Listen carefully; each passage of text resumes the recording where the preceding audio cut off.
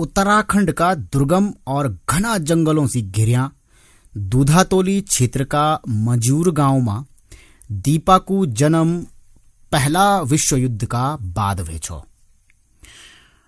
और विधि को विधान इन छो कि दीपा की मां को साया दीपा का सरसी 2 वर्ष की उम्र में और 5 वर्ष की वंदु वंदु जो पिता को साया भी दीपा का सरसी उठ गए। रिश्ता का चाचन पाली, लेकिन वे जमाना में वो जो वही को भार नहीं ढूंढ चांद छो। ये वजह से 7 साल की दीपा को ब्यो वही सी 17 साल बड़ा फौजी गणेश राम का साथ में कर दिए गए। 7 वर्ष की दीपा का वास्ता वही को विवाह एक महत्वपूर्ण घटना छे। ये वास्ता ना कि वह एक नया जीवन में प्रवेश करने लगी च, नई जिम्मेदारी उठाने वाली च, बल्कि वीन जो छन पहली बार जिंदगी में ठोक बजागते छकीकते गरम गरम पूरी, कद्दू की सब्जी, रायता और हलवा खाए छो। मशक बीन की आवाज पर नन्ही दीपा भी हम उम्र बच्चों का साथ में दौड़ लगाते बारात देखने का वास्ता भैर भाग गए। बड़ी मुश्किल से वीते जो छन भीतर ले जाए गए और बोलिए गए, समझाइए गए, अरे छोरी तू ब्योली छे, तू कहो छे बाहर जानी बारात देखने का वास्ता। अगली सुबह एक नई धोती मां बंडल की तरह लिपटी दीपा की विदाई का समय पर दीपा जो चन दौड़ पड़ी जै डोली में हुई ते विदा कन छो वे में जागते बैठ गए। ये वास्ता ना कि वह अपना मायका छोड़ी ते आज ससुराल की तरफ जानी च तो वी ते डोली में बैठने को धर्म निभाउण पड़लो, बल्कि वी ते बताए गए कि वह दूसरा गांव में जानी च और दीपा पैदल न जान की एवज में वही डोली में जागते बैठ गए। ससुराल पहुंची तो वी का पूरा 5 जेठ जी छा और वी ते जो छन सबुन समझाए छो कि छो न भाची वाह, यानी कि ऊ जो जेठ जी छन ऊ का पास न जाए, ऊ ते टच न करी, ऊ ते छुई ना। दीपक अख मारने वाली छे, बचपना छो और ममतालु स्वभाव छो, छोटी बच्ची छे। ऊ 5 जेठ जी का गोदी में ही दीपा जो छे खिन लगे गए, उनका साथ में बड़ा प्यार प्रेम का साथ में रण लगे गए। रात्रि का समय में जेठानी का साथ में चिपकी तेवा जो च बिल्कुल वही तरीके से सिए गए जन माँ का साथ में बच्चा जो च वही की छाती से लगी थे सिए जांदो। अगला दिन हवलदार पति ते रावलपिंडी जान छो तो दीपा भी गाड़ी का पिछने बाछी की तरह चल पड़ी। यकीन माना आजकल का जमाना में भी इनु हस्बैंड, इनु पति या इनु प्यार करने वालों प्रेमी नीच मिन्या।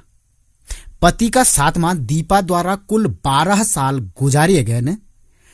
वो कन दिन छा और कन वो पवित्र रिश्ता छो कि बाल बनौण से लेकर हर साज श्रृंगार कपड़ा पैरोण तक को काम दीपा का पति द्वारा खुद दीपते सिखाए गए, बताए गए और हर काम करीकते दिए गए।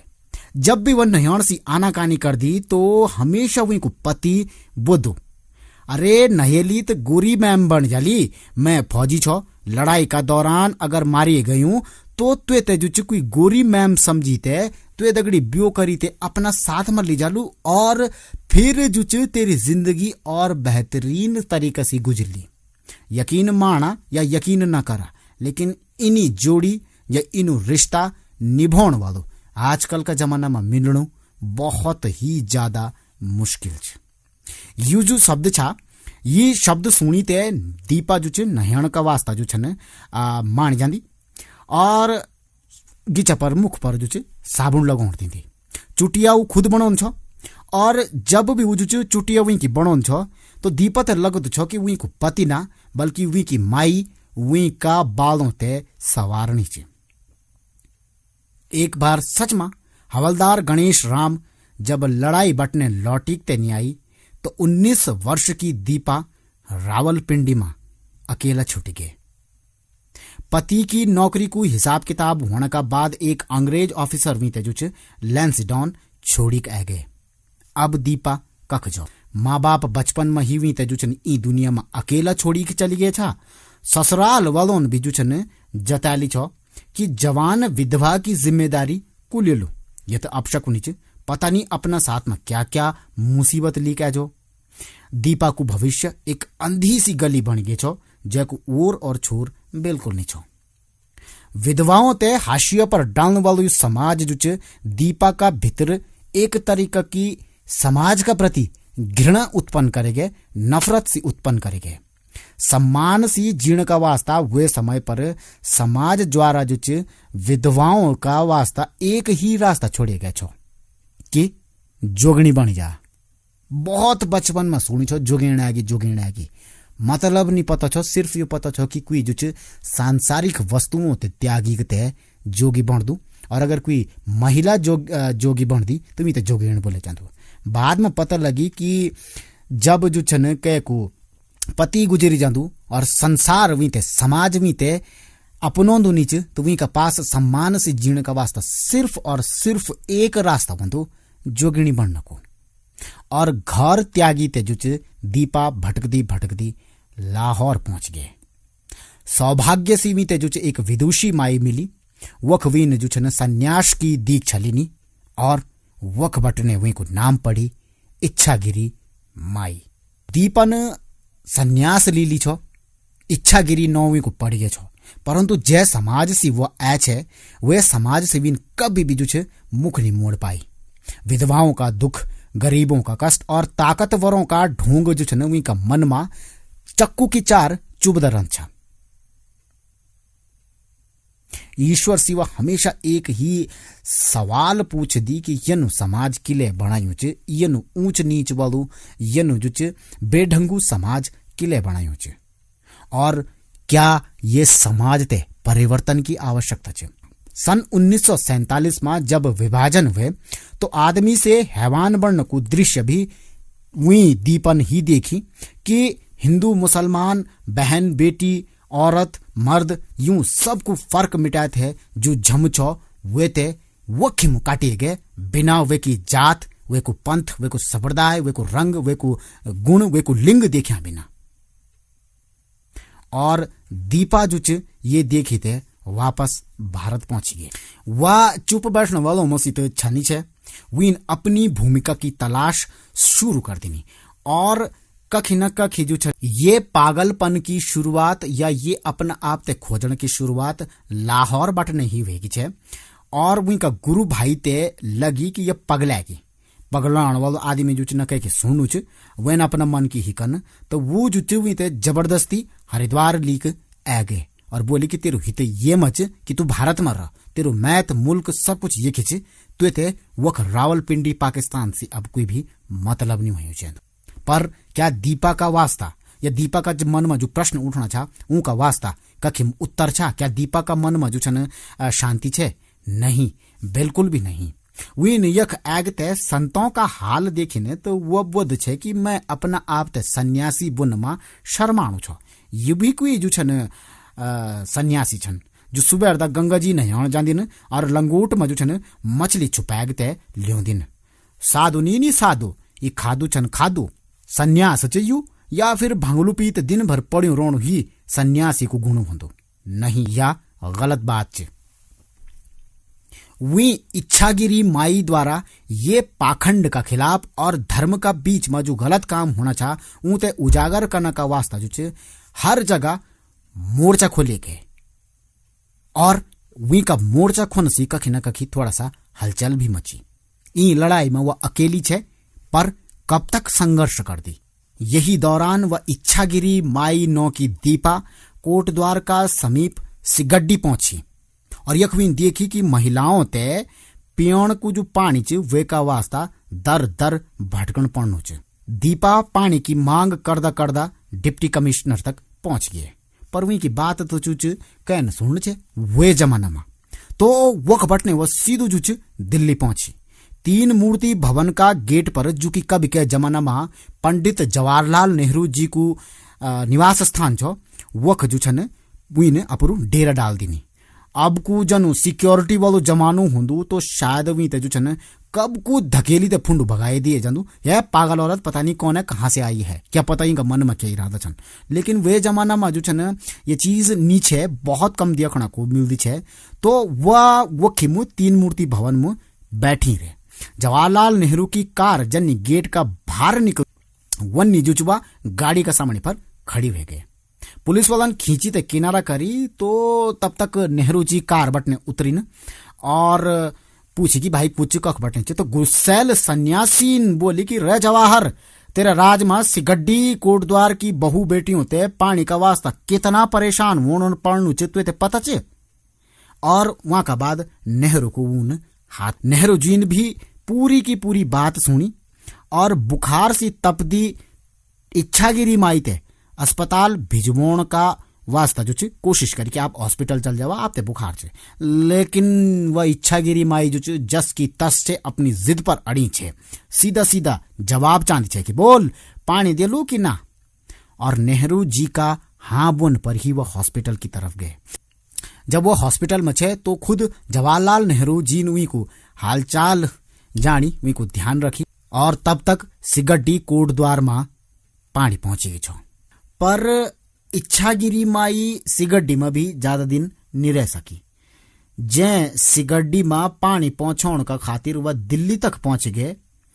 वी सिगड्डी में वी की जो कुटिया छे वह के प्रभावशाली व्यक्ति द्वारा जागीर पटवारी का साथ में मिली थे अपना नाम पर अलॉट करवा दिए गए।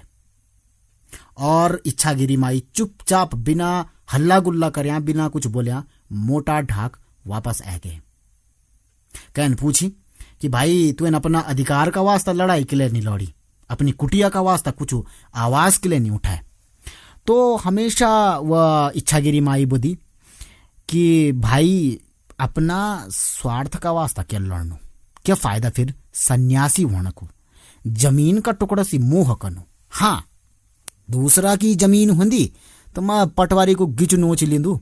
अभी दुनिया से खिन्न इच्छागिरी माई द्वारा अपनू जो कभी भी स्वभाव नहीं बदले गए। मोटा ढाक का एक अध्यापक मोहन सिंह का वह संपर्क में आई।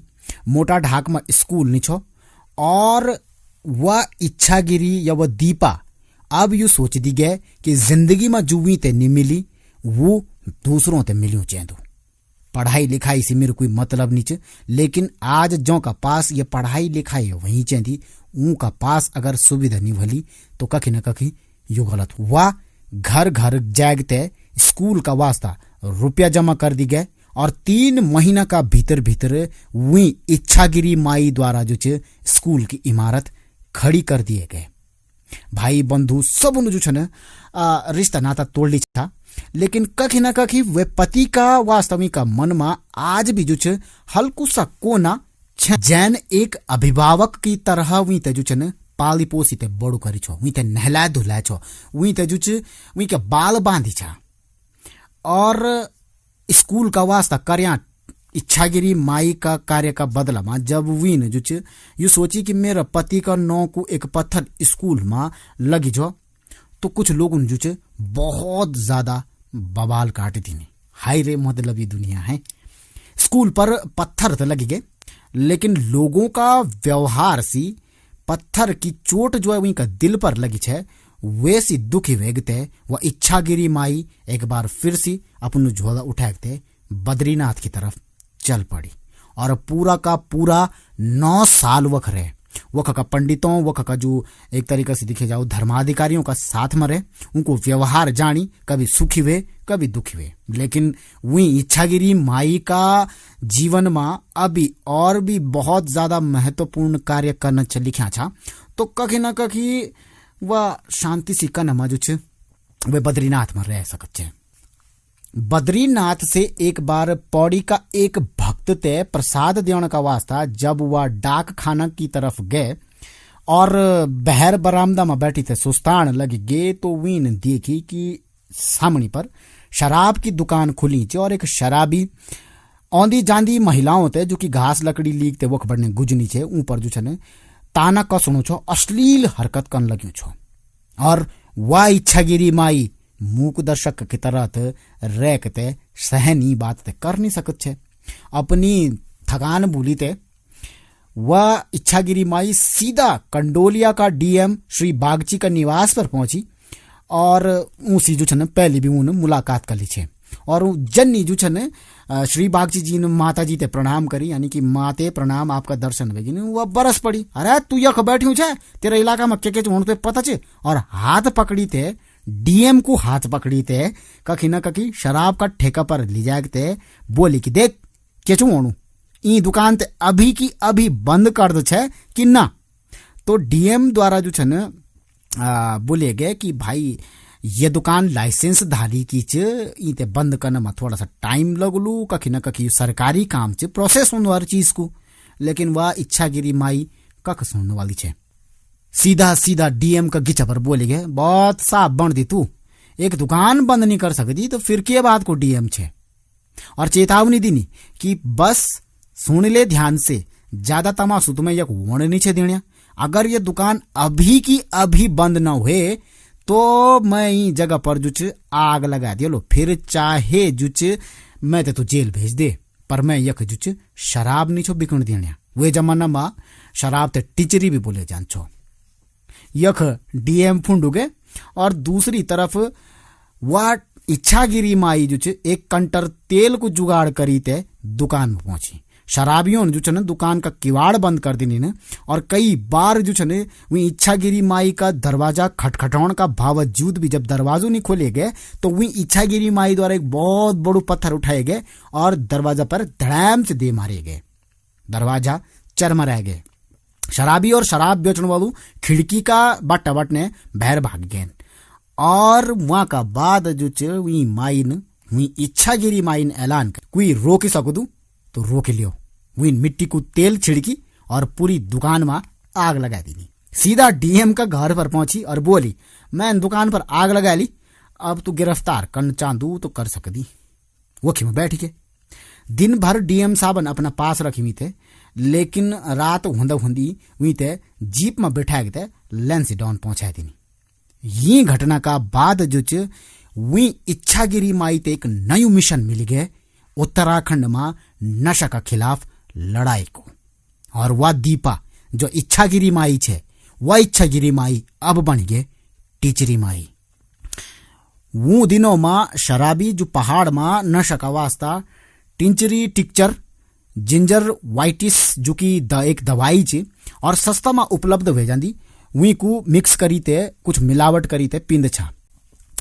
टिंचरी नाम की वही दवाई या वही शराब को वे वक्त पर उत्तराखंड की महिलाओं में आतंक सिंचो। बाहर निकलो तो शराबी परेशान करो, घर में रहो तो पति भाई बेटा सबका सब शराबी, कखी भी चैन ना, कुछ कमाए गली छा सबको सब फूकी दिन छा। नौबत तो यख तक आगी छे कि वे टीचरी का खातिर बर्तन जमीन सब कुछ बेच दिए गए, बच्चा भूख से मना छा। और ये घटना का बाद जब टीचरी माई द्वारा या इच्छागिरी माई द्वारा जो छन दुकान में, शराब की दुकान में आग लगा दिए गए, तो फिर गढ़वाल की महिलाओं ते टिचरी का खिलाफ एक जबरदस्त जुबान मिल गए। टिचरी माई बन गए संघर्ष को प्रतीक। गांव गांव सी महिलाएं जो छन टिचरी माई से मिलने आंदी और अपना गांव की दास्तान सुनोदी। टिचरी माई जगह जगह अवैध दुकानों ते बंद करोण का वास्ता निकल पड़, दुकानों का अग्ने धरना दी दी, पिकेटिंग होने लग गए। जख जख टिचरी माई गए या वही का जान की खबर होंदी, शराबी और शराब बेचने वालों अपनी सलामती का वास्ता यख बटने वक भाग दो। फिर अंबोदा की महिला कमजोर होंदी। एक महिला जो न पढ़ी लिखी छे, जैन जिंदगी को स्वाद नहीं लीनी छो, जैन जिंदगी को आनंद नहीं लीनी छो, आज या वे समय पर उत्तराखंड की एक तरीके से सशक्त महिला का तौर पर सबसे अग्नि आयक छे। भले ही उनका पास कोई डिग्री नहीं छे। हर बार महिला जो गांव की छे उनका पास आंदी और हमेशा अनुरोध करती, हमारे गांव आओ शराब भगाओ, हमारे गांव आओ शराब भगाओ। और ये सी जो छे शराबी, शराब बेचने वाला और उनको साथ देने वाला जो सफेद पोष नेता छा, वो हमेशा जो छे टिचरी माई सी चिड़िया रंध छा। इच्छागिरी माई सी हमेशा ऊते जो छे 36 को आंकड़ा रंध छो। संन्यास का क्या मतलब है? समाज से मुंह मोड़ो तो फिर पलट के मत देखो। संन्यास लेनी तो फिर लड़ाई झगड़ा किले करती। शराबी टीचरी से क्या मतलब? अपनो जंगल में रह, अपनो संन्यास में, अपना तप में लीन ल, लेकिन संघर्ष लगातार जारी रहे, लगातार। सन 1960 या 70 का दशक में टिचरी माई का आंदोलनों ने शराबखोरों और शराब बेचने वालों का हौसला पूरा तरीका से पस्त कर लिया। जून की गर्मी में वह जो कोटद्वार का भावर में घूम दी और जनवरी की बर्फ में वह जो चमोली और उत्तरकाशी जांदी नंगा पैर, सिर्फ ये वास्ता कि यख कोई कखे शराब तो नहीं बनाणो, शराब तो नहीं बेचणो। महिलाओं का साथ में वह हमेशा संघर्ष रत रही। टिचरी आंदोलन का साथ साथ समाज में महिलाओं ते आत्मनिर्भर बनाने का वास्ता वीन जो कई सारी बात समाज का सामने पर रखी। सिलाई कढ़ाई सीखने का वास्ता वो महिलाओं ते प्रेरित करती, दहेज न लेने का वास्ता जो वह लोगों ते समझाती। बढ़ती उम्र और संघर्ष का बाद वही टिचरी माई को शरीर भी जर्जर भेगी छो। बढ़ती उम्र और संघर्ष को असर टिचरी माई का शरीर पर भी देखने को मिली। वह गूलर का झाला का जंगल में एक कुटिया बनाए थे, अकेला रोने लगी गए। कोई पूछो तो छो कि भाई जानवरों से डर नहीं लगती, तो वह बोल दी कि भाई शेर, हाथी, हिरन, सुअर सब मैं रोज देख दूं। प्यार से रला तो जानवर भी प्यार से ही रलो। सबसे ज्यादा खूंखार तो आदमी च जो जुल्म कर दूं, हत्या कर दूं, औरतों ते जलाऊं दूं, कैसी डरूं, आदमियों से या जानवरों से। और फिर जो प्रश्न कर दो छो वो चुप हुए जान।